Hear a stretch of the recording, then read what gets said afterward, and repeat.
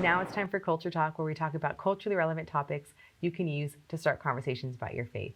I'm joined today with philosopher and theologian Ken Samples. Hello. Thank you for joining us. We're going to be talking about the pagan origins of Christmas. Yeah. So even while I'm in my festive gear, Right. I think that's a common challenge that people who are not Christians will, Right. pose against Christianity is, why are we celebrating something that has pagan origins? So before we dive into the why, can you explain first, what are those pagan origins?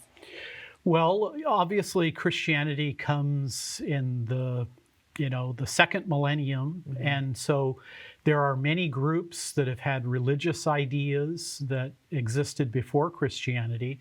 Now there are kind of two schools of thought when it comes to historians and paganism and Christianity. Some think, for example, Sandra, that there are particular days where there were pagan festivals. December 25th. In the spring, it would be near Easter time.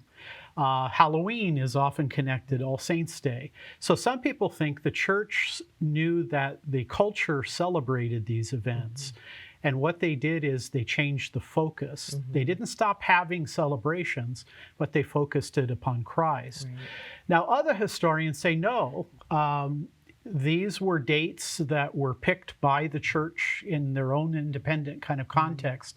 But there's always been the question among some people, how does Christianity relate to pagan culture, to pagan celebrations and things of that nature?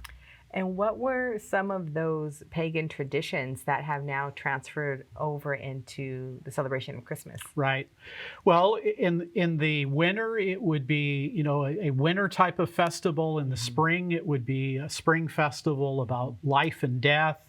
But it could involve things like Christmas trees, or at least trees.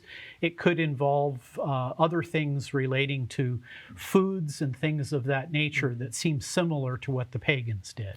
Right. So when we decorate our Christmas tree, people will say, well, this is a pagan practice. Right. And from a non-Christian perspective, it would almost be like, well, isn't that silly that you're doing that? But from a Christian perspective, someone really kind of challenge the fact that Christians are even celebrating Christmas by having up Christmas trees. So what are your thoughts there on kind of the parameters around engaging in behavior that maybe was once done for pagan practices? Well, I think first thing I would say is, look, if you think about pagan dates, December 25th, whatever they may be, I mean, the days of the week are pagan. But we believe that all days were created by God, and the days we honor God every particular day. I think the other thing, though, that I would get at is Christians do things with very different intentions.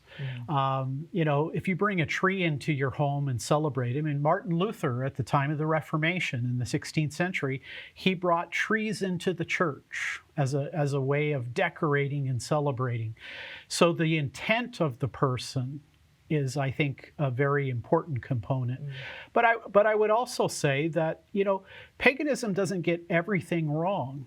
I mean, pagan people see the heavens declaring the glory of God. They're made in the image of God. They're probably going to have a mixture of truth and falsity.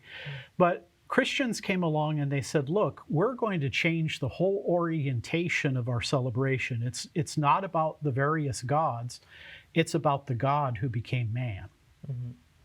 Yeah, and I think it's just really interesting how this has come up kind of as a challenge against celebrating what we consider a Christian holiday, but that has been kind of taken from these pagan origins. So if you're, having a conversation with someone and they're like, well, why are you doing this? This is has nothing to do with Christianity. What are some points that you think would be important to graciously bring up?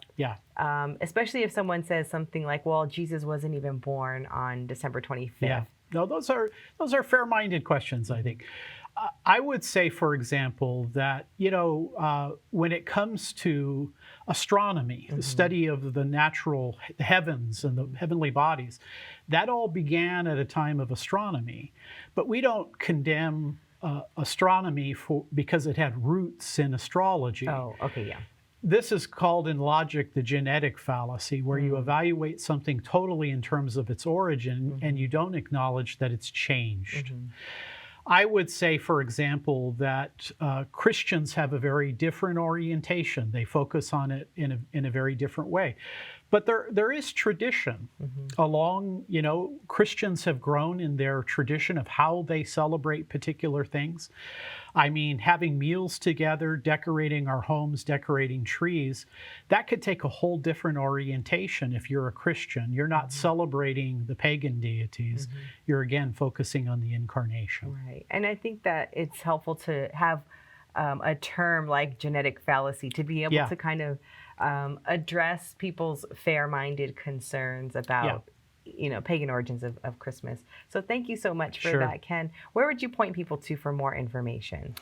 Well, I have some blog articles about things like pagan holidays and how Christians have thought. So my blog, Reflections. Wonderful. Thank you so much, Ken. So again, if you would like to hear more on this topic, go to reasons.org and search for Ken's blog, Reflections by Ken. You can also search for Pagan, and you'll likely come up with his articles relating to Christmas and also Easter and their pagan origins.